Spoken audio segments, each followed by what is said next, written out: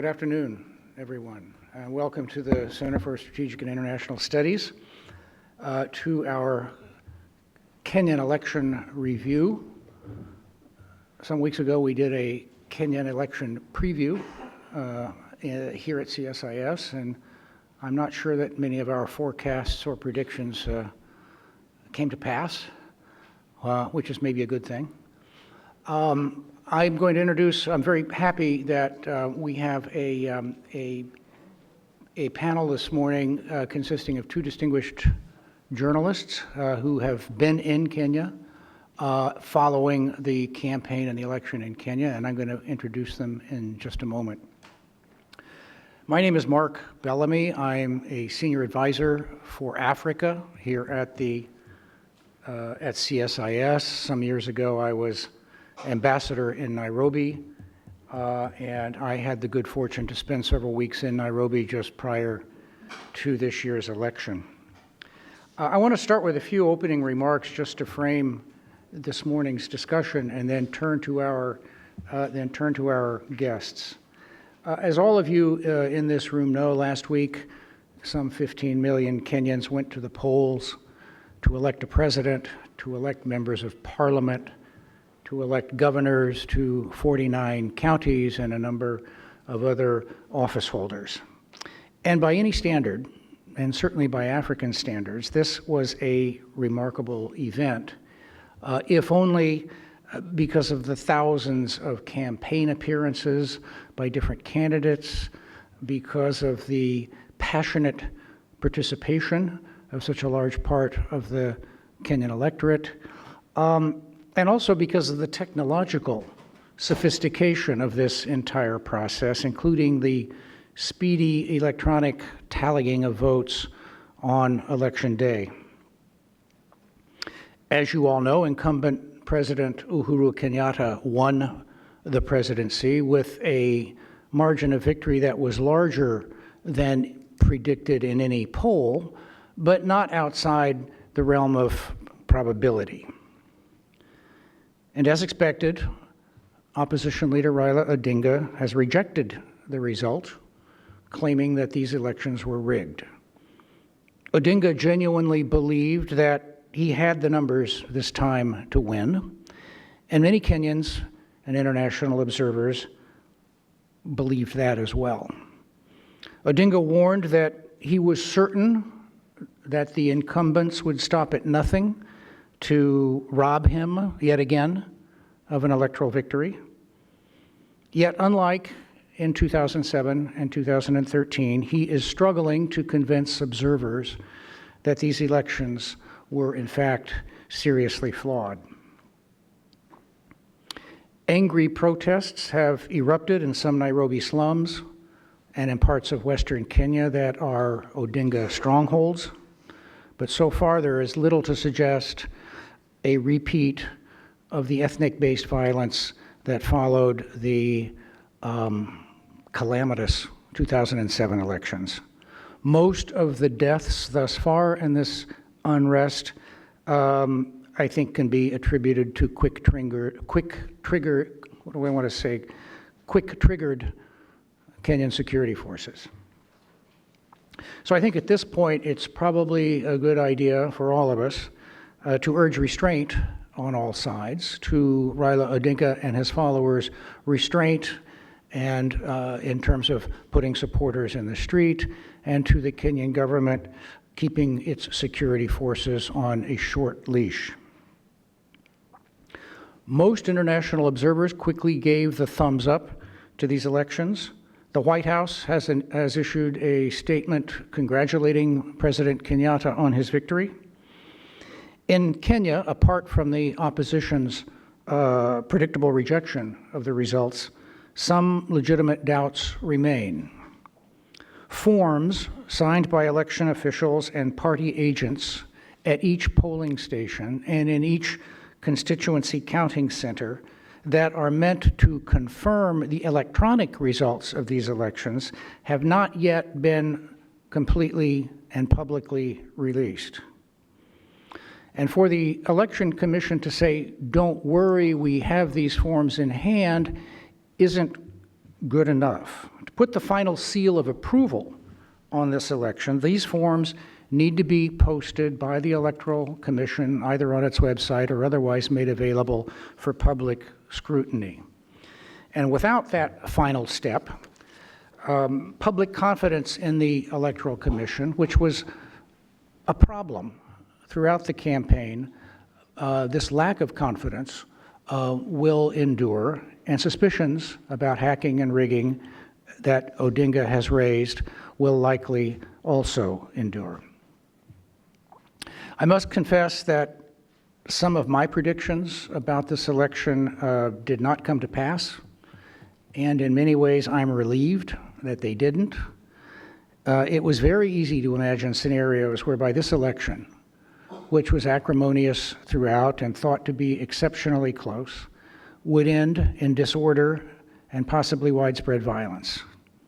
That would have been a severe setback for Kenya's young democracy and for Kenyans' eagerness to exercise and test their rights under Kenya's new constitution.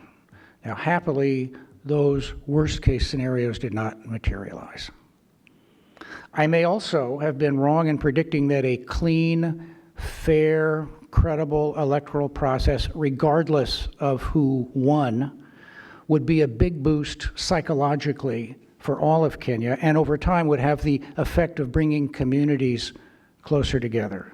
I was probably a little too idealistic in making that assumption. The aftermath of this election, clean and fair and credible though it may prove to be, seems to be trending in a different direction, and not necessarily one leading to greater inclusiveness and social cohesion.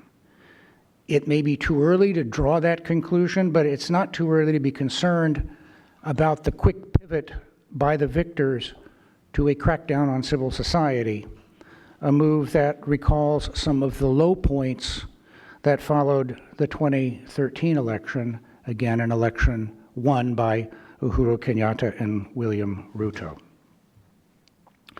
I'd now like to turn to our two guests. I'm delighted that we have with us today two distinguished journalists from Voice of America, both of whom have covered different aspects of the Kenyan campaign and the electoral process. Directly to my right, Vincent Makori is managing editor of VOA's English to Africa service, and he is TV host of VOA's Africa 54 program. A native of Kenya, Victor is a versatile journalist with more than 20 years of experience working in Africa, Europe, and the US. He's covered many international stories, many international conferences, and interviewed many prominent international figures. And he covered this election in Kenya on the ground, arriving some weeks or days before the election and staying through the electoral process. So it's great to have you with us today, Victor. And to Victor's right, Mwamoyo Hamza, who is a native Tanzanian, is chief of VOA's Swahili service. Hamza started his career as a journalist in Tanzania. He joined VOA in 1994, and he's traveled widely through Africa and reported from many corners of Africa. He was one of the first journalists, I believe, to visit Darfur and to report on the Darfur story internationally back in 2004. Hamza holds bachelor's, master's, and doctoral degrees from Howard University. Hamza set up and organized and ran the network of VOA correspondents that were in place in Kenya to cover this election. So again, thank you both for agreeing to join us here at CSIS this afternoon. And if I can, I think I'd like to turn to you first, Victor, for your impressions, your comments on this election. Each of our guests will speak for a while, and then we will open this up to your comments and questions. Good afternoon, and it's really a pleasure. It's a big delight to be invited here to talk about this really historic election in Kenya. It was such an event, and it was great to be on the ground. And as Ambassador Bellamy has just mentioned, there are all sorts of predictions. There's so many things that happened way before. But I can only say that having been monitoring the developments running up to the elections, it was an exciting time for everybody in Kenya. And this is because the stakes were so high. The incumbent was running to make sure he can secure a second term, because it does mean a lot for him and his supporters, kind of a statement that he did a good job for the last 5 years. For the opposition leader, Raila Odinga, for many, it's been concluded that this is it. This was his only chance now to make it, and if he doesn't, it's predicted that he will be taking his retirement from active politics. That's what people think. Now, we don't know if he will confirm that. So it was interesting to be on the ground and to observe the campaigns and try to listen to what they are saying out there, why they wanted to be elected. And I arrived about 10 days, actually, before the actual voting day. And at that time, there was so much frenzy of activities. The campaigns were all over the country, sometimes crisscrossing each other, trying to really get the very last vote from particularly the areas where they believe that they had many undecided voters, or they didn't do so well last time. And so it was even almost impossible to catch up with them, because one night they were here, the next morning they were in another region of the country. But it was interesting that on arrival, actually, on the night that I was traveling there, I didn't even realize that a very important key person on the Electoral Commission had just disappeared. And I woke up to that news as I was just trying to settle in, fighting my jet lag, and just to learn that a man by name Chris Musando was the ICT manager at the Independent Electoral and Boundaries Commission, had just gone missing and then discovered murdered. And the timing couldn't have been worse. It was just a few days to the elections, and there had been all this speculation, especially about the confidence that one could have in the Electoral Commission. There were accusations by the opposition coalition that there were schemes to kind of infiltrate the Electoral Commission and manipulate the process. And so we woke up to that. First, the shock of the death of that man. Throughout the country, everybody was concerned. But then, of course, everybody now was wondering whether this was directly linked to the elections that were just a few days away. And that kind of changed the narrative. The conversation started revolving about the security of the electronic systems that were to transmit the election results. So as we continued trying to understand what was happening, and the authorities said they are investigating, we continued nevertheless to observe the last few days of the campaigns, which were really a frenzy of activities, and tried to listen a little closely to see if we could pick out on what were the major platforms for these two different campaigns. Especially we're talking about the big candidates, the big coalitions, because there were some independent candidates, but I don't think they featured much even on the campaign trail. I spoke to a number of them. There were most of them just stuck in the city of Nairobi, waiting to go to State House the day after election. One of them told me he expected to be at the State House on Tuesday, although he spent most of his time in Nairobi. But listening to the two campaigns, you didn't really get a lot in terms of the platform, like what did they really strongly stand for, other than attacking each other.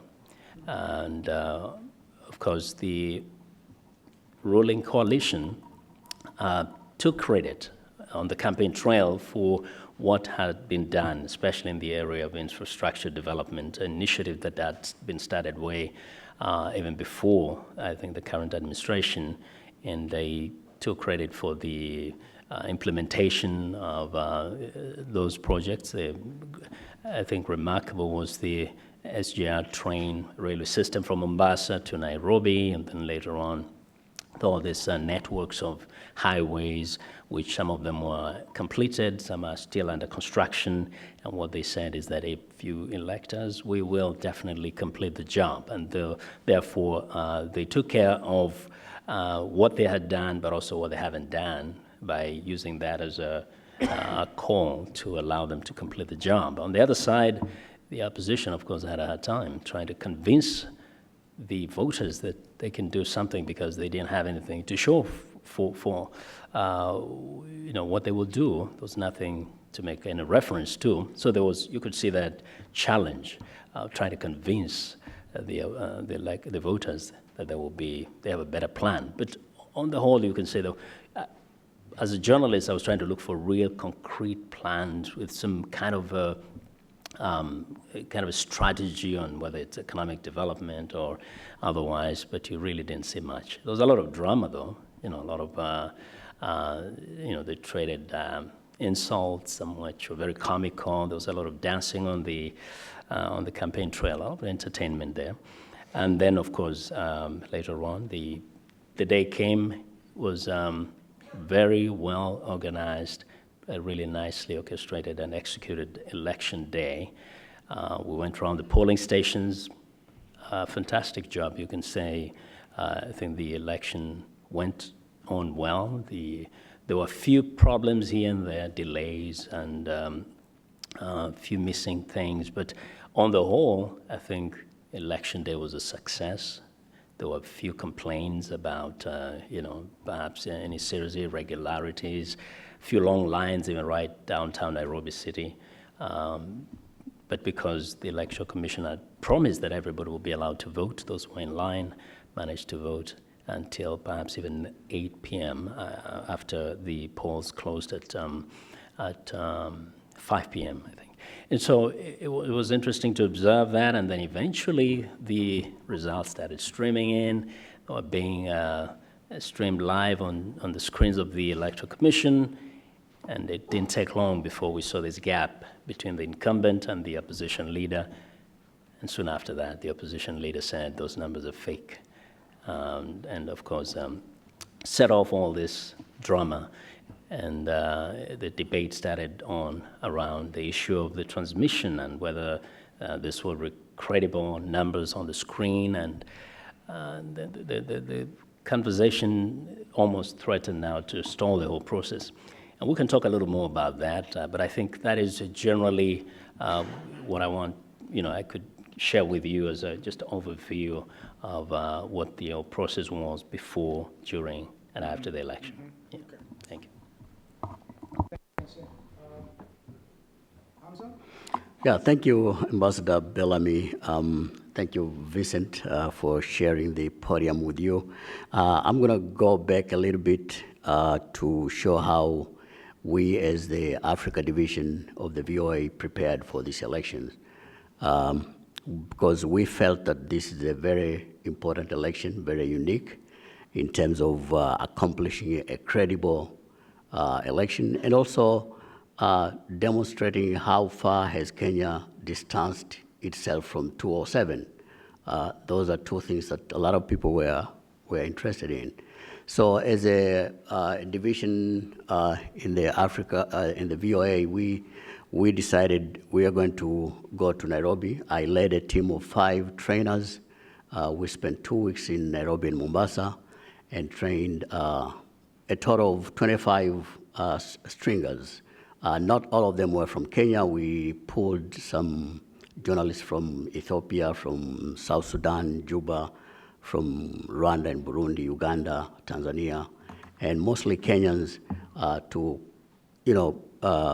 do some training on election coverage and really dig into the issue of objectivity, because this was surely going to come in the elections. There was a lot of concern about violence, and the media was kind of caught in the middle, not to hype, this concern, but also you have to say there's an elephant in the room.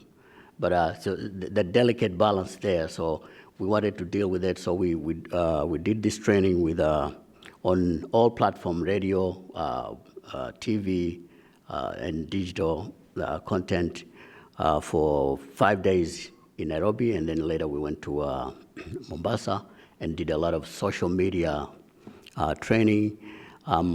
Social media, of course, we'll come back to this. I think social media was very important in this election.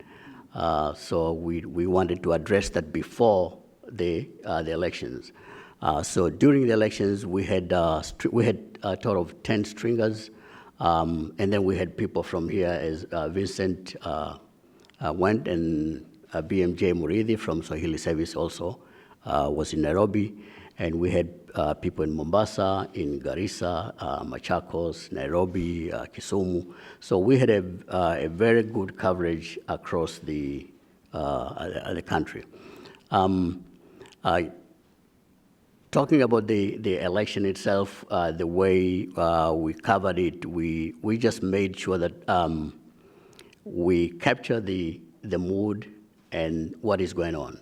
One thing that comes out is just the confidence that the people of Kenya had, for this election, because people came out in big numbers, and they were there from midnight. You could see people shivering in the cold, of Nairobi, at midnight, waiting to vote.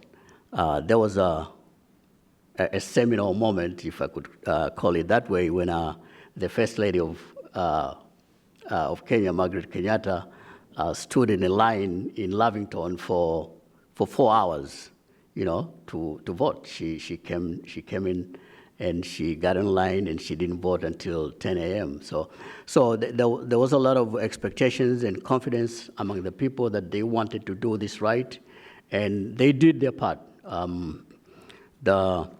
In terms of showing up and voting and going home and waiting for the results. And as Vincent said, of course, when the results came, I would say, personally, as a journalist, observing the results and having followed up the period before the elections, and you talked about this also, Ambassador Bellamy, almost all the opinion polls were showing, a few days before the elections, the two candidates were neck and neck. But when the results started coming out, it was apparent, if just few hours after voting, that Kenyatta was way out there. He jumped to a 1 million lead, and he never relinquished it to the end. So I was kind of astonished with the speed and of how he jumped so far ahead so fast. But I wasn't surprised that he won, as I wouldn't have been surprised if Raila Odinga had won. So today, actually, there is some breaking news. I don't know if people in the crowd know about that. Raila Odinga had promised this big announcement, and the nation was on pins and needles waiting for this announcement. So today he announced that he is going to court, saying that the Kenyatta's victory is computer generated, and how the figures were cooked and there were non-existing polling stations. So I think the nation breathed, a sigh of relief when that announcement was made, because a lot of people think that's the most civilized way to, go through this kind of argument. You go through the court system. Now it's upon the judiciary to play its part as a democratic institution and get a resolution on this. Let me share some. Today, one of our journalists, online journalists at VOA, she wrote a story which shows that Kenyans voted mainly along geographic and ethnic lines, which is not a surprise. That Kenyatta won all 12 counties where the Kalenjin or Kikuyu are predominant ethnic groups. And then in the 6 counties where their main group, he received 97% of the vote. So that also was not a surprise in terms of Kenya. If you follow Kenyan politics, ethnic, feelings very strong. And there were similar differences and evident in provincial level, where Kenyatta swept the central and northeastern provinces, while Odinga took the coast and Nairobi provinces. Kenyatta won 12 out of 14 counties in the Rift Valley province, which is William Ruto's where he comes from, and then Odinga won 5 of the 6 counties in Nyanza province, and that's his stronghold too. Only on Eastern province, that's where roughly was kind of split, with Kenyatta winning 5 counties and Odinga winning 5. So these numbers, there will be more numbers coming out, and they will give us a window into how we go ahead and analyze these elections. But they're giving us, a synopsis of how this election went. As Vincent said, Kenyatta and the Jubilee team, they campaigned on their record, and they took credit of some achievement which, some of them started in previous administrations. And NASA, they campaigned mostly on promises.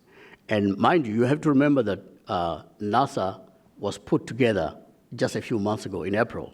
Vincent and I were in Nairobi then, soon after the primaries, and the opposition were scrambling who do we put as our candidate, and that's when they formed their coalition in April. So they had, from April to August to really get their platform together, their message out there that could beat the Jubilee platform. And I think that was that was a tough job, but they did all they could. These candidates, they traveled across the nation. I remember a time when Kenyatta was in, I think it was Kisii land, and he was traveling by road, and his truck got stuck in mud, and he got a feeling of what other regular Kenyans feel when they travel across the country. So I would stop there, and then we can come back to some of the other issues that are of interest here. And maybe, I don't want to get into your program, but I think I would like BMJ Muridi, who was there during the elections, he covered the elections together with Vincent, to maybe say a little something on how he saw it. Sure. Thank you. Thank you. Good afternoon. Hey, can you talk to me? Come on. Yeah, so I was in Nairobi, as Mr. Hamza, Dr. Hamza is saying, with Vincent, and we were right there from the word go. A few days before, actually we got there a week before the election day, and we were able to see firsthand what was going on in terms of preparations. I went to most of the very last political rallies, both on the NASA side and the ruling party's side, and I, because I'm a native of Kenya, I have watched, I've looked at, I've seen most of the elections. I have voted in most of them. I've seen all these presidents, from the late President Jomo Kenyatta, the father of the current president. I didn't vote then because I was a little young, but I have voted during Daniel Arap Moi's time. I've voted during President Kibaki. I haven't voted in Jubilee's time, but because then I was here. But I've seen it all.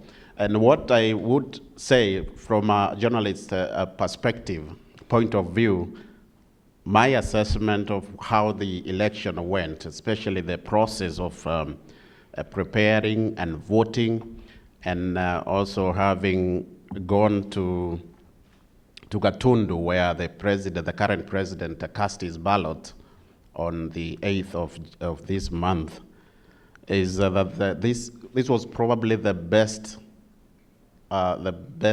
elections in terms of preparation. Up to that point, Now, what happened after the voting happened is a story for another day, because really I cannot claim to know everything, because again, as you have heard, there are now complaints that some things happened that are not according to the ruling, according to the opposition. Things happened that they are not happy with.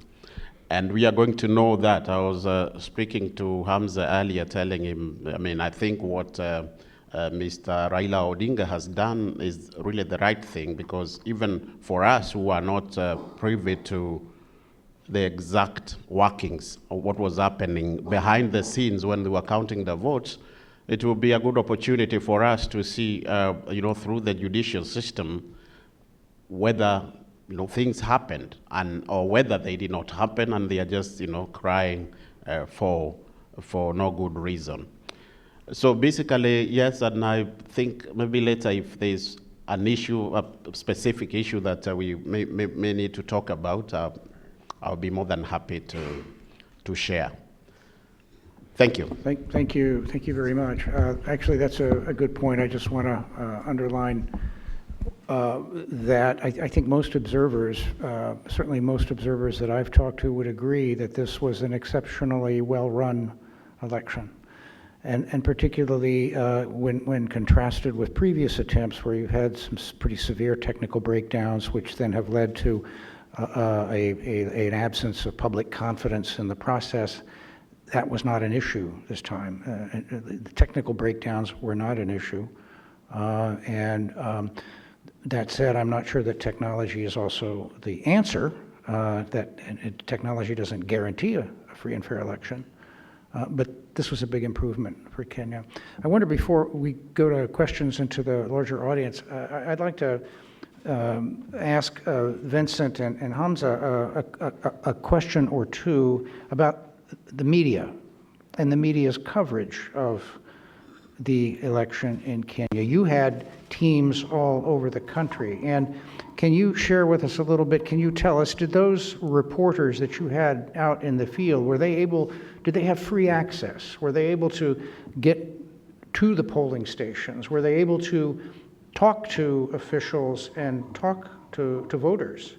And were voters willing to talk to journalists and willing to share their experiences with journalists? And secondly, you doubtless were working alongside Kenyan media and international journalists who'd come in for this event, and maybe you can share with us some of your impressions about how did the media cover this? Did the media do the right job in terms of truly telling the story of this election? Well, if I may answer some of those. If we had accreditation, we didn't have a problem accessing any place. We were able to go to any of the important areas we wanted to visit. If it's on polling day, we would go to polling stations. Nobody stopped us. For the tallying of the results, we had access to the Electoral Commission's tallying center, and so there was no restriction.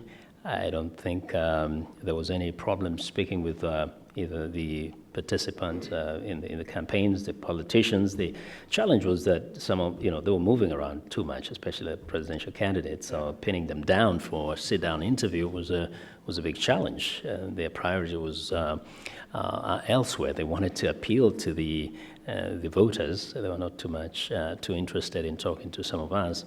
So that was a big challenge there. But as regards how the other media houses covered, I observed very keenly, very closely the local media. One of the things, and I know they try their best to do a good job, Kenya enjoys a really free space in terms of media after many years of fighting to have freedom of expression. In a way, I feel like looking at how the elections were covered, or the period before the actual elections were covered, there was a squandered opportunity there because there were not many really strong well-researched, investigative, journalistic, kind of high-quality pieces out there. The media, in a way, took the easier route of having several panelists in the studios, and they would just talk and analyze what politicians have said out there. And many times you would see what is reported is what one side said, and then the response from the other side. No serious investigation into, how truthful are those statements, whether they're claims of certain development projects. And they say we build 300 or 3,000 health facilities. You wanted to go out and find out if really that is true. When certain claims are made against the other side, how fair and truthful are some of those claims, whether by the opposition or by the government. So you felt like the media didn't either, maybe they didn't have the resources, but you feel like there was something missing in helping to inform the citizenry on the validity of some of these claims and really making a fair assessment of where the country is 5 years after the last elections, in terms of whether it's the economic development, job creation, rural, the countryside development, how the monies that were allocated to the development of the local counties have been utilized. You didn't see a lot of really good, serious reporting. Reasons I don't understand, but personally, I felt like there were opportunities lost during that period. Mm-hmm. I totally agree with what Vincent just said in terms of the performance of the media. But let me go back to our own reporters. We didn't really get any problems in terms of access. We prepared to get the accreditation with the IEBC, with the Kenya Media Council beforehand. So we had full accreditation, and every place we went, we got access. We had an incident though. Makori was in the middle of it as a rescuer. Maybe you want to talk about that? I can just, that was after the elections. The government was very sensitive about coverage, especially of any skirmishes, any protests. And one of our East Africa correspondent, who was based in Nairobi, was arrested one of those days coming from Kibera just to cover some of those protests, was taken to the CID headquarters to be interviewed over why she was there. They made some claims that she had been seen bribing people to cause chaos. But of course that didn't happen, it wasn't the case, and we had to go and try to get out of jail. They didn't keep her there for too long. But that was, I think, born of the over sensitivity of covering any appearance of a protest after the post-election violence. The government has been very sensitive about that, and you could see very serious self-censorship of the local media. They almost across the board really avoided heavy coverage of any demonstrations around the city, around the country. There was a little bit of that, but it comes from the events of 2007. I personally think the 2007 violence traumatized the country and almost created this monster where everybody is so terrified around election time that you don't want to really show any element of violence, because there was a fear that it could not only bring the memories, but of course also incite other people to commit such crimes. Yeah, and I think even the local media, and we as VOA, we also had our limitations, because we as Swahili service, we only have 2 hours a day on air. English to Africa, you have 4 hours a day. So we have limitations in terms of time of being on air. The local media have a lot more time, but you have to agree that the local media was under heavy pressure in terms of not to be seen to incite any kind of violence, and that led to them, I think, checking themselves into what do they cover, how do they cover it. As Vincent said, there wasn't a lot of fact checking, for instance. Whatever the candidates say, that's what's being reported without any kind of fact checking. And now in Nairobi, there are some institutions. During our training, we brought in a gentleman from an organization called Africa Check. There is an organization in Africa called Africa Check. They have branches in Nigeria, Nairobi, I think in perhaps Senegal. And they are doing a good job in terms of, teaching journalists how to fact check, even if it's within a short period of time. And that was missing. So the local media had to, work with this delicate balance of being socially responsible and also calling it as it is. And I think if I was to give a verdict, I would say they were working mostly on being socially responsible than calling the story as it is. Socially responsible, okay. Thank you. Let's open this up to questions or comments from our audience here. I just would ask that you identify yourself and your organization. And I should add, too, that this is all on the record. We're completely transparent today. So this is an on-the-record discussion. So, yes, sir.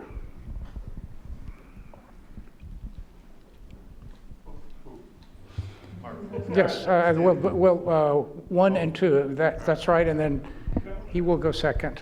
Okay, thank you.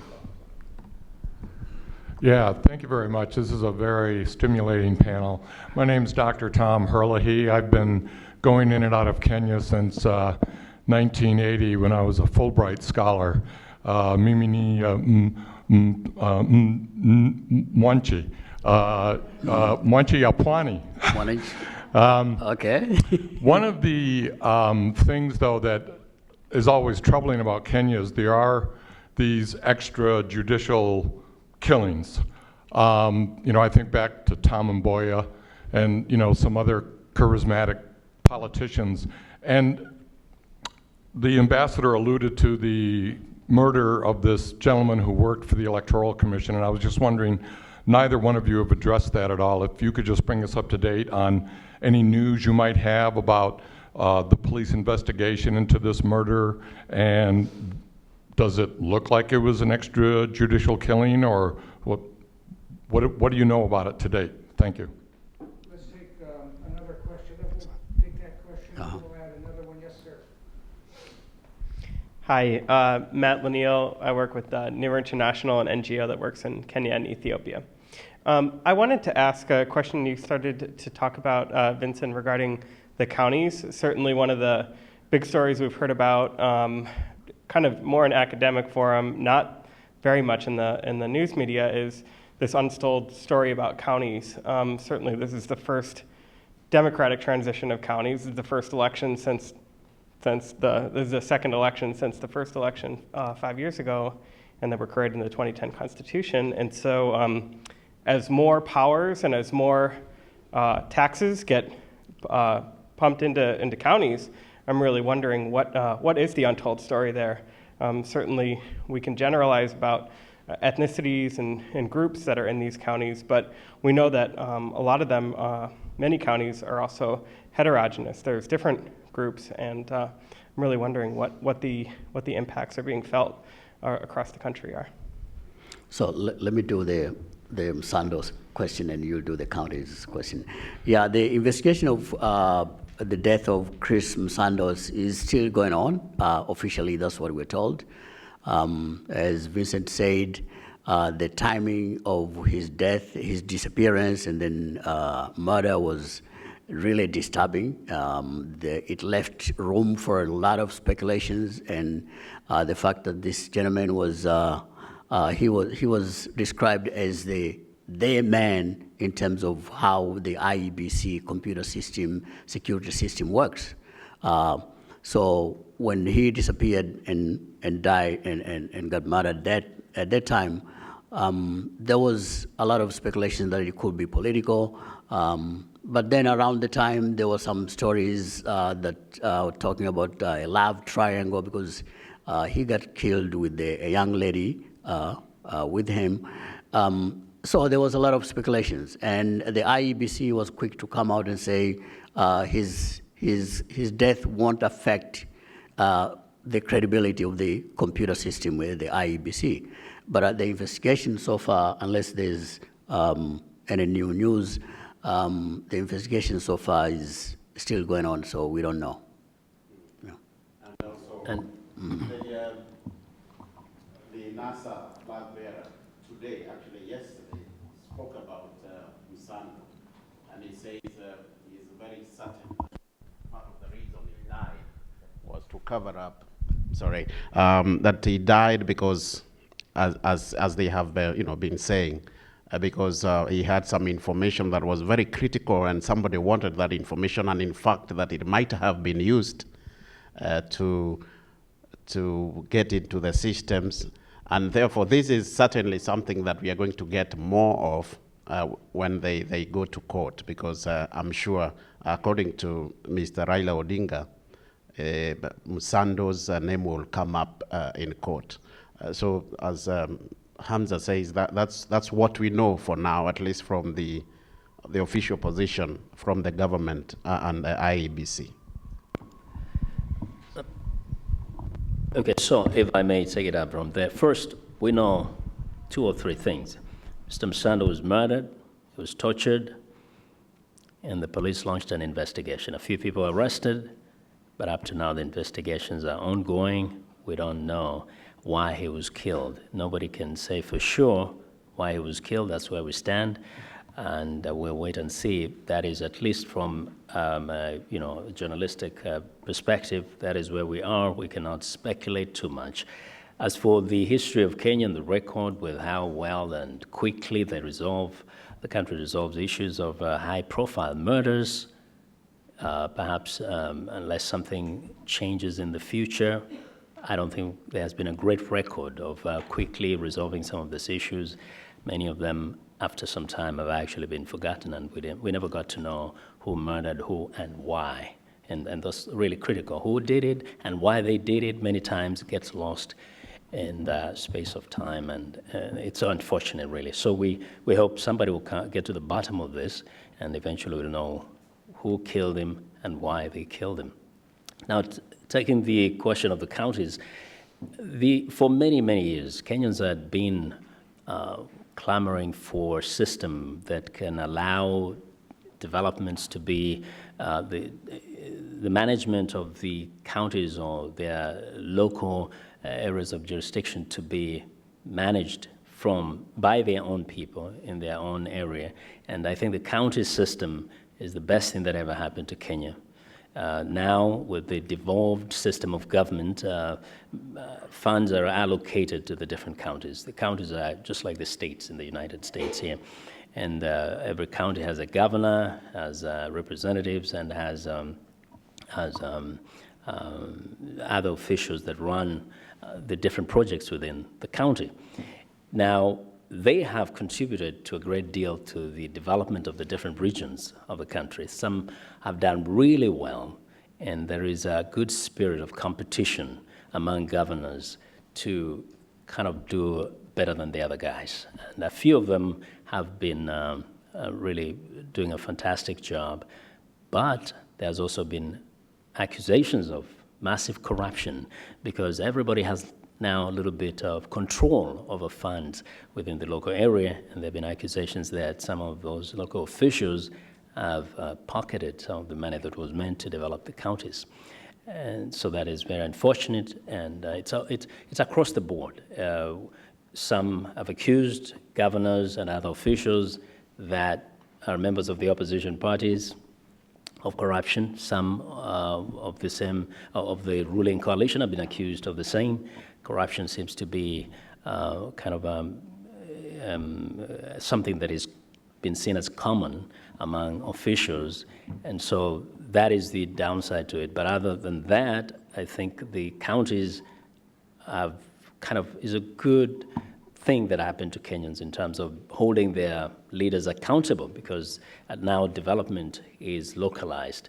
It's been decentralized. It used to be that the president has to determine what happens in which part of the country, but now the local leaders determine what happens to the funds that are sent to the different counties. Let me just add a couple of points to those. On the killing of Chris Msando, right, we don't know who the authors of this particular crime were. We do know that Kenya has, not just Kenya, but Kenya does have something of a history of the disappearance and assassination of political figures, of prominent lawyers, of human rights activists, of witnesses. That happens. But even by those standards, it seems to me this crime was particularly brazen and shocking. And it was meant to have an effect of some kind. This wasn't a casual crime. This was not someone hijacked at 3 a.m. in downtown Nairobi whose body is found in Karura Forest the next morning. No, this was meant to send a signal of some kind.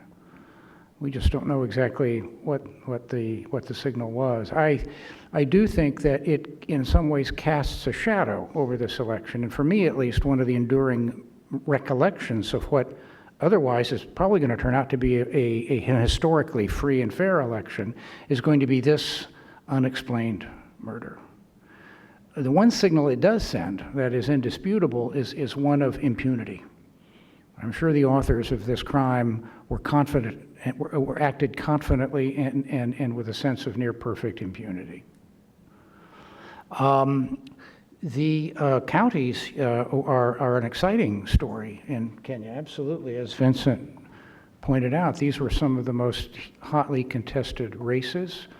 The devolution of authority to counties was not entirely a popular idea, at least in Nairobi, after the new constitution was passed, and there was a slowness in putting the machinery in place. But I think there's a great deal of popular support in Kenya for this devolution of power, and a lot of popular enthusiasm in terms of voting for their constituent assembly representatives and for their governors and so forth.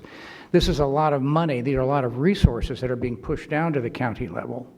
And in fact, there's a huge bill that goes along with that. The public service bill, the salaries that are being paid in Kenya now have led to a lot of complaints that this is maybe a great experiment in democracy, but it's hugely expensive.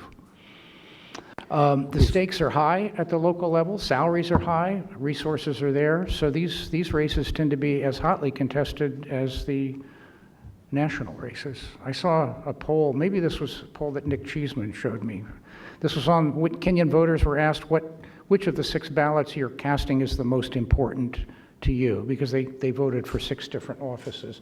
And as you would expect, most Kenyans said, well, the president is the most important one. But the second most important vote that they cast was for their member of their constituent assembly, which is their county legislator. So that's an interesting sign that there's a certain degree of popular support for this idea of county level government. If I may add a point there, one of the promising thing, the big advantage that you see on the ground these days when you're in Kenya is, for those of us who come from the region or who have worked there, when young people, they finish school, they all go to Nairobi. They all go to the capital city. That's where the jobs are. But now you have young people who go back to their counties because they know the money is there. So even if they have an idea that they wanted to implement in Nairobi, they figure, let me go back to Mombasa, to your place, Mwananchi wa Pwani, so that I can establish a business there because there is funds that are coming from there. So that's a very positive outcome of these counties. Very quick point there. In fact, on the issue of the races, though that's critical, but I think it's unfortunate that they happened at the same time as the presidential race, because for many, including the media, the focus was on the presidential race. It was the big story, and it ended up in some way subduing, whatever's happening at the county level. But as the ambassador said, that was an important race for most of those residents of those counties. Their governor meant much more to them, to some degree, than even who becomes the president of the nation. So unfortunately, you just hope someday perhaps the presidential race will be done at a different time. It will make a difference. Yes, sir.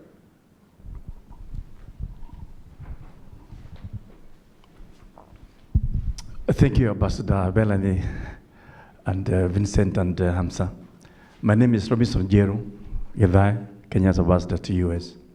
And I just wanted, as if we could try to reconcile that claim of rigging with the fact that the Jubilee Party has absolute majority in members of parliament, governors, senators, MCAs, and even women rep. So are you saying that in addition, if there was rigging, that the president also rigged other members of the people who are also campaigning for those seats? Because the facts we have is that actually it's, the Jubilee Party has even a bigger majority than it had in the last parliament. Secondly, you are aware that Kenya actually, on election day, you're actually voting for 6 races, 6 elections in one. And then, up to today, there's not a single member of parliament, senator, governor, MCA, who has disputed those results. They have all accepted. In fact, the swearing in is starting this week for everybody. And yet it's the same election. This famous Form 34 contains results for all the 6 races that were under competition. So I think we need to see how you can reconcile that claim of rigging. Then secondly, we had over 4,000 election observers, and an official number was actually 8,000, who went around all the polling stations observing the election. We had UN, African Union, European Union, IGAD, even US Embassy in Kenya and its own observer team. And they have all given a clean certificate, not even a single reservation on the results. So again, how can we reconcile the claim for rigging? Thirdly, all the candidates, particularly from the 2 teams, they had their own election agents in the polling station. And they took copies of the results at the polling station through their mobile phones. How come the 40,000 agents, not a single of them have come up to claim that the results that they took pictures of at the polling station and the ones that are being announced by IIBC are different? So again, how can we reconcile that? Again, if I may just mention about Chris Musando, I think IBC has come out very clearly and said that, yes, there was an attempt to hack their system, but it was not successful. And in the case, the passwords that are with the presiding officers were not given to them until 2 days, or I think 1 or 2 days before the election. So nobody had those passwords. So whatever he may have given out, if at all he gave out anything, was actually not very material. I would say that the investigations are being conducted by the police. They have some leads. They have now trying to figure out where Musando was between 11 p.m. and 3 a.m. That is the missing bit. Otherwise, all the other time can be accounted for, particularly through the CCTVs that are on our roads. So I just wanted to see if we could talk more about that rigging allegation, because it doesn't go well with the facts that are on the ground. And lastly, I was there for the election. I voted, and I can tell you I voted in almost all the elections, and I think this was one of the most well-organized election. Took me less than 30 seconds to vote. Thank you. You did much better than the First Lady. She was in line for 4 hours.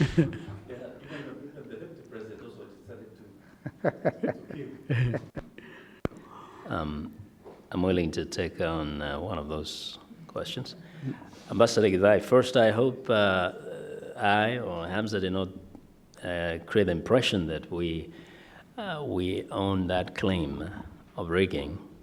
I don't think we, as a journalist, have made any judgment on the issue, on the claim of rigging. All we do is we reported on what the opposition candidate Raila Odinga said. He made certain claims, and we, as reporters, reported on his claims, and then the responses from the IEBC on how they secured their systems. So we don't have any evidence whatsoever that there was any rigging, and we cannot take sides on whether the IPC or Raila Odinga's side is 100% right on anything they're saying. But what we observed is that there was a system put in place. The IBC guaranteed everybody that it is secure, that even with the death of Ms. Msando, they had a system that could not be infiltrated, even with those attempts. They did acknowledge that perhaps there were attempts there. And the claims that were made by, or are being made by Raila Odinga up to this point, none of us have seen any evidence, any of the evidence they have as regards the rigging attempt or hacking of the system. We never saw anything. We haven't been shown any documents or anything that can confirm any of those. So we look forward to observing the proceedings in court. Perhaps they will give some revelation as to what really happened. But as journalists doing our job, we did not necessarily take sides, embrace any of those accusations. We just reported on what we heard, and we waited to see if there's anybody who can produce evidence to prove any of those. I don't know if I'm... And I think that's why we're saying that the decision by NASA to go to court was the best decision for the for the nation, because even President-elect Kenyatta also asked the opposition, if you are not happy with this, the results, go to court. So the fact that they're going to court, everything will come out in the open, and that will resolve it. There's each side is stating their claim. The IEBC, the official result is the Jubilee has won the elections, and that's why it stands at the moment. But the onus is also on IEBC to make everything so transparent.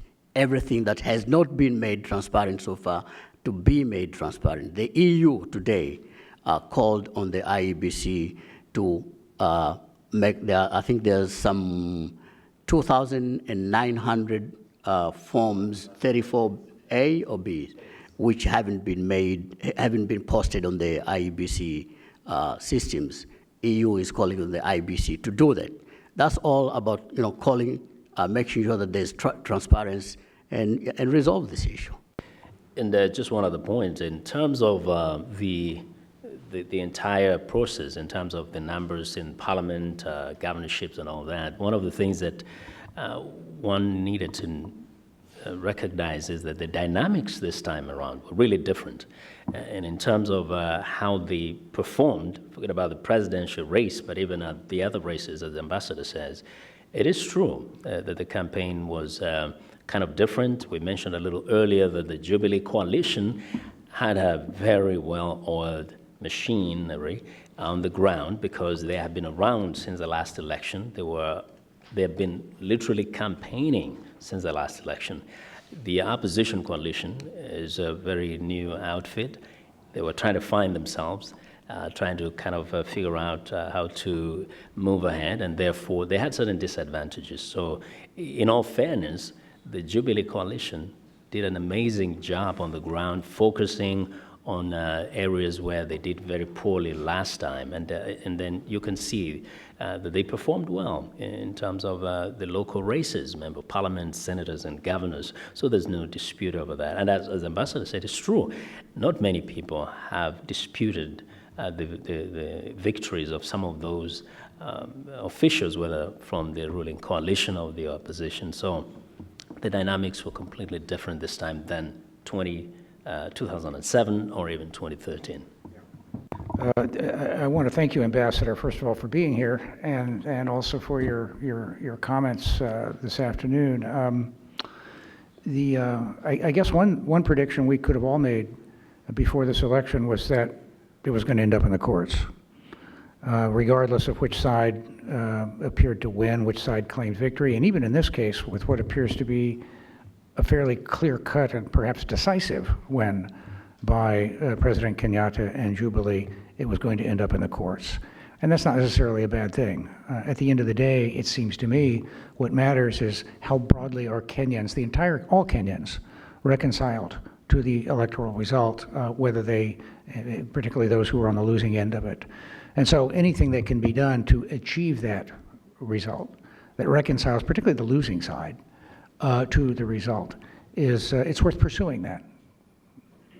And I think that the court process might in the end have that beneficial effect. Another question over here, two more questions.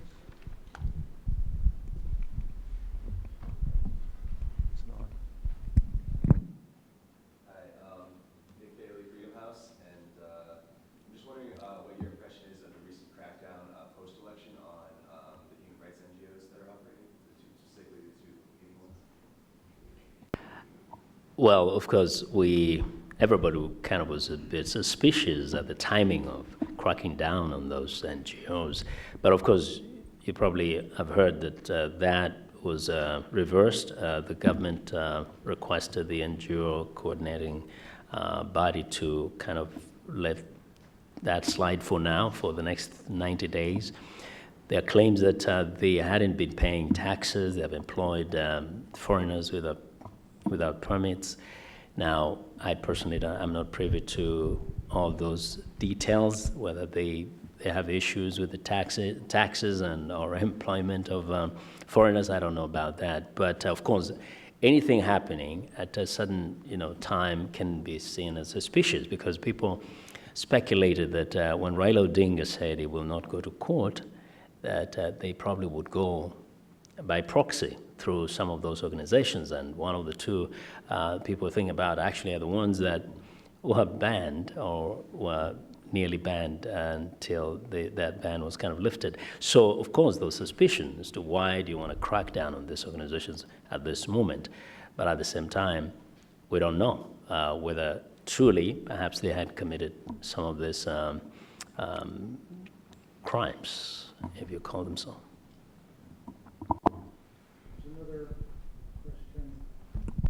Thank you. Thanks for sharing your experience. I think there would be no elections without the people of Kenya. So I'm wondering, do you think voter education worked? And this is a question for you, Vincent. And the reason I say that is because I think in the past you could easily convince people to do something they're not supposed to do and they'll vote for you. But this time around it seems things are different. But also, do you think we underestimated the will of the people of Kenya when it comes to post-election violence? Because the whole world thought we were going to have post-election violence, but it didn't happen. So I'm wondering how much credit can we give the voters themselves? Well, voter education, they tried, but it didn't. There was an agreement that it wasn't conducted as effectively and in good time. That's why perhaps we had so many spoiled ballots. I think they were up to close to 70? 300,000, right? 300,000, It's quite a yeah. substantial amount of that. And they said it's because quite a number of people did not get voter education, so they made a mistake. Some of them were just like, there were cases where they said a person would put a line in one box and it kind of overflows to the other box, and that becomes a small ballot. There are issues also with helping people who have disabilities, including blind people and others who couldn't possibly identify who they're electing. So there's an agreement in Kenya that voter education hasn't been conducted in a fashion that will be satisfactory to all. So that is something everybody agrees. In terms of violence, at least personally, I was very optimistic that there won't be any widespread violence. Most of the international media went in expecting the country to implode. We knew there would be a few protests here and there, but Kenyans, when you speak to people, most Kenyans have no appetite for violence, even if they perceive any unfairness in the system. I think, as I mentioned earlier, Kenyans were traumatized by the events of 2007. I'm not too old, but I don't think in our lifetime we had seen anything close to 2007. After that time, the majority of Kenyans would not allow the country to slide back to what happened in 2007, whatever happened during this election. So credit, of course, does go to the Kenyans, to the voters who were determined to make their statement through their ballot, but also to maintain the peace. Of course, we do have a few protests, here and there. That was expected. It will always happen. But Kenya is not about to burn up. I don't think it will happen. It doesn't matter who tries to incite them into violence. Kenyans are not going to blow up the country. While you're waiting for that, let me say, everything considered, I completely agree with you. I think the first winners are Kenyan people. You see, the way they turned up for the vote, there was 78, 79, almost 80% voter turnout, and you don't get that in a lot of countries. You don't get that in the USA. So the fact that people came out and they endured the night to exercise their rights, I mean, that was a display of knowledge, of knowing that this is our right, and we have to go out there and exercise it. So definitely they were the first winners. Whatever the result is, but the Kenyan people were the first winners in this election. And also, I think the fact that there was no widespread violence this time, I think it's a kind of a prediction that we probably won't see anything like 2007 ever again, because when we covered the election, the period before the elections, there was a lot of efforts by even young musicians. Kenya is they have this the kind of music they called bongo Kenya flavor, kind of these artists, and they were releasing a lot of videos on peace, during the elections. So that was a measure of this is what we're expecting, and they got that to a very big extent. Yeah, actually, it just answered what I wanted to say, but also to a large extent, also these the candidates themselves towards the end of the campaign period, they came out. It was a concerted effort, even from the government itself, and sending out those messages of peace. And I remember President Kenyatta, two of his meetings, he was almost pleading with the electorate not to get into situations where people would fight. Raila Odinga too, his very last meeting, it was all peace. So it all goes towards the same message of peace, and I think it worked well. And to his point, that it is unlikely that Kenya is going to witness another 2007. People are wiser now. Kenyans are much wiser. That's really what I think after going through that very difficult period. So they know, even if they are told to go and fight their neighbors, they would think twice. That's part of it in my thinking.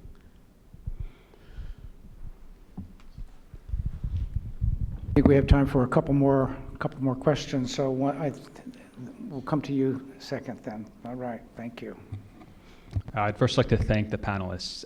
I just want to echo previous sentiments about this being a very stimulating discussion, especially for someone who doesn't know too much about the Kenyan election. But what I have read about the Kenyan election is that it's been dubbed the chopper election, in that there have been an estimated 90 helicopters registered for politicians to campaign in different parts of the country, and which reflects a sort of growing disparity between politicians and the people, and questions the feasibility of people from lower status or wealth statuses being able to run for offices. And of course, I recognize the irony in that statement, in that I, as an American, have a billionaire as the president. But I wanted to ask if you could comment on election techniques or campaign techniques in Kenya, and sort of if you could come up with any trends, or rather predict any developing trends that you see in the future of how future elections will be handled.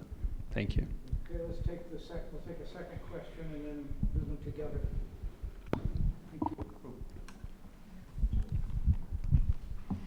Thank you. My name is Gabriel. I work for a US aid contractor. Before the elections, the Al-Shabaab terrorist group had promised to disrupt the election by any possible means. And I was wondering if there had been attempts for them to do so, and whether or not they were successful at a local level. Thank you. Maybe let me just take on the one on the campaign techniques. Kenyan presidential campaigns actually became very much a helicopter affair. There's a lot of money, obviously, that was being spent on this campaign rallies, and they crisscrossed the country. One of the things that, in a way, I think the media missed out is on, just looking at how much money is being spent out there, and whether that also was speaking to the disparities, as you say, between those who have and those who don't. Because when you look at how much it cost for a helicopter, I think it was estimated as about $3,000 per hour. And for months and months, we saw these helicopters landing in places, and there was a big show of force and money out there in the campaign trail. But then, unfortunately, there's no transparency as to how much money is being spent, where it is coming from, and in many cases, nobody is also using this as a way to kind of question why we have such a disparity between those who have money and those who don't have, because there's so much poverty, and these politicians land in these places, just blow off dust on the faces of thousands of poor people, and they just fly away after giving them a few promises. I thought perhaps that could have also been used as a kind of a basis to discuss the whole question of how well we're doing economically. And in some cases, some of these politicians fly to these places and back because there are no roads, no good roads. Accessibility is poor in some of those places. And so that ideally could have been, I think, a basis to do stories on the level of economic development on the ground and how much money is being spent by politicians to conduct these campaigns. And some people actually have said that the reason why we have a lot of corruption in the system is that after spending so much money, some have to try and recoup this, and this ends up coming in through unacceptable means. How true that is, I don't know, but I think it's a very legitimate question. We'll take the one on Al-Shabaab. And I think that's another maybe structural,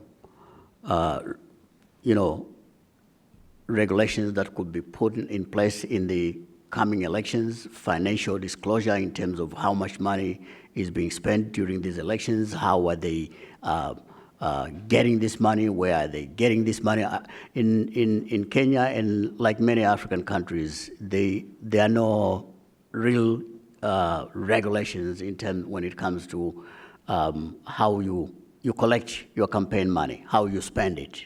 So whoever can collect more and they can spend, as much as they want. Nobody knows where this money is coming from. Maybe that could be another stage in Kenya, politics, in terms of streamlining the democratic institutions to getting real credible elections.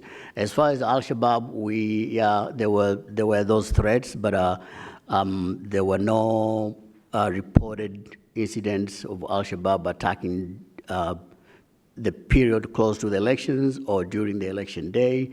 As I said, we had a stringer in Garissa, and we were watching that very closely. But I think there was an incident today, sometime this week, by Al-Shabaab. But they were not successful in terms of disturbing the elections with violence. And actually, sometime in the run-up to the elections, there were claimed that the government is training soldiers for kind of special operation to help rig the election.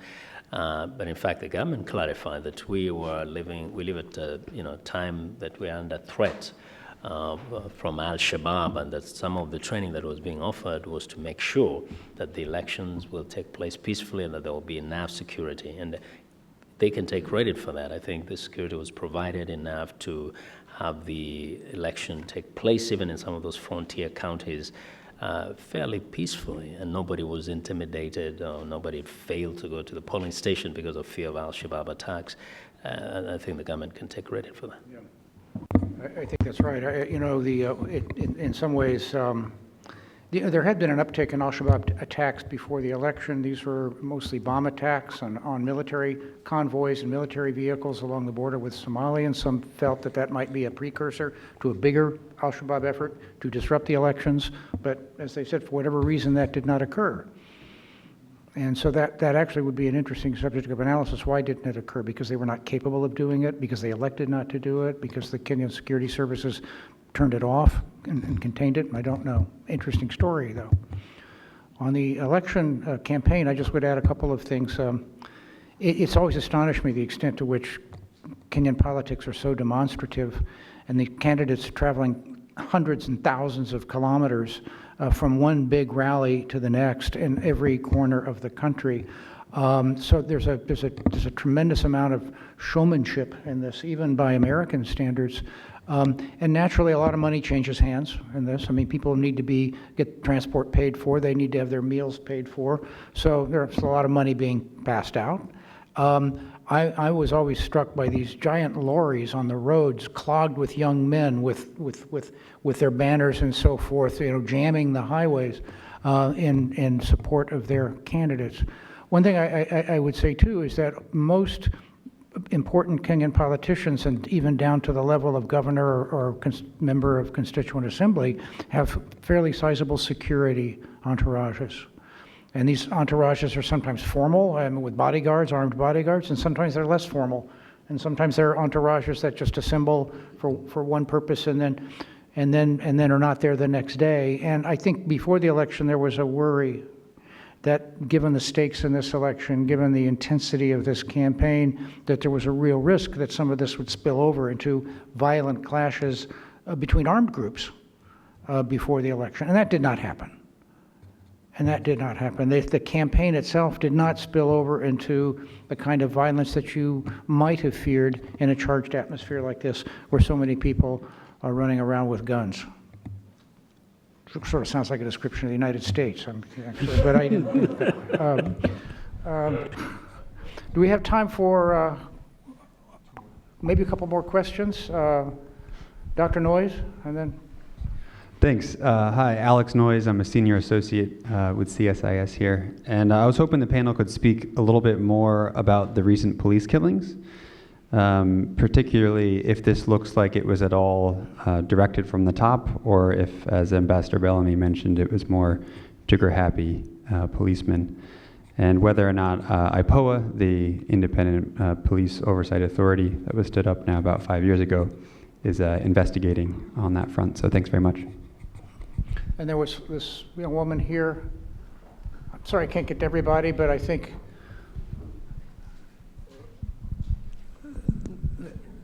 Yes. Hi. Hi. Kathleen Schmerman with the International Republican Institute. Thanks so much for your comments today. My question is regarding youth and women in this election. We saw that there still was, while there were some success stories, you know, first women being elected to the governor's seats, for example, we still see fairly low percentage and representation of youth and women who represent a large portion of the Kenyan population.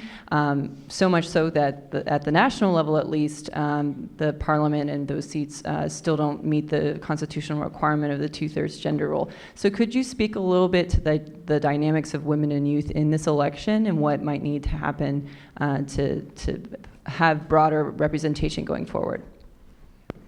I'd like to take that. Very quickly on the killings, there was no evidence that there was an order from above to kill citizens. But of course, I think as Ambassador mentioned before, might be trigger-happy fellows trying to quell these demonstrations, but there's no evidence whatsoever that anybody gave an order, go and kill citizens in any place in Nairobi or Kisumu. In terms of your question on women. In fact, women performed so well. For the first time, Kenya has female governors, and there are 3 of them. 3 female governors, and 3 female senators. And youth did fairly well. One of them is an entertainer called Jaguar.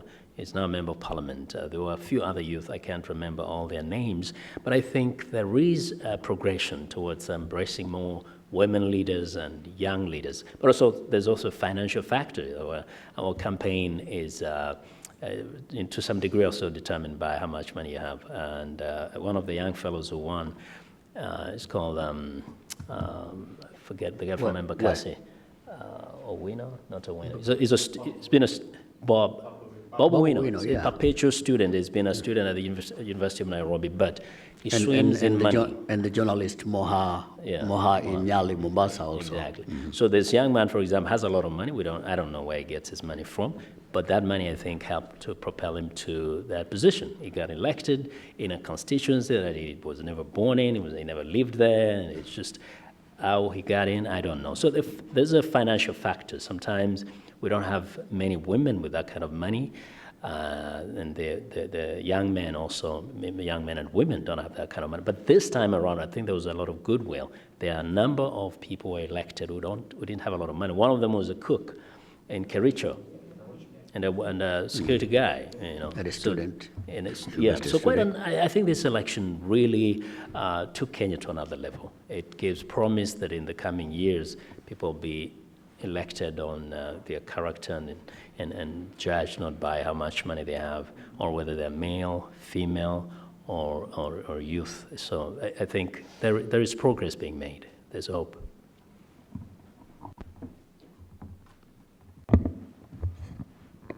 All right. Are we wrapping up? Would you like to?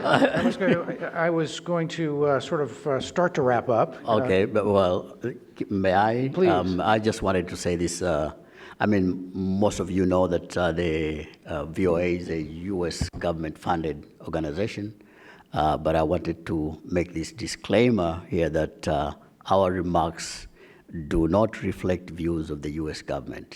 This is purely Voice of America, Makori and I. All right. Well, we will take note. I think it's been a very, very interesting discussion today, and this is probably the first of what may be a number of discussions, because the inevitably this attention will turn not so much to the election itself and the results, but where's Kenya going post-election now? What does this mean in the longer term for Kenya? I want to thank our 2 guests today, Vincent and Hamza. This is not the first time I've worked with VOA, but it's the first time I've been on a panel together with colleagues from VOA. So I want to thank you very much. Ambassador Gitai, thank you for joining us today, and thank all of you for coming out this afternoon to be part of this discussion. Thanks.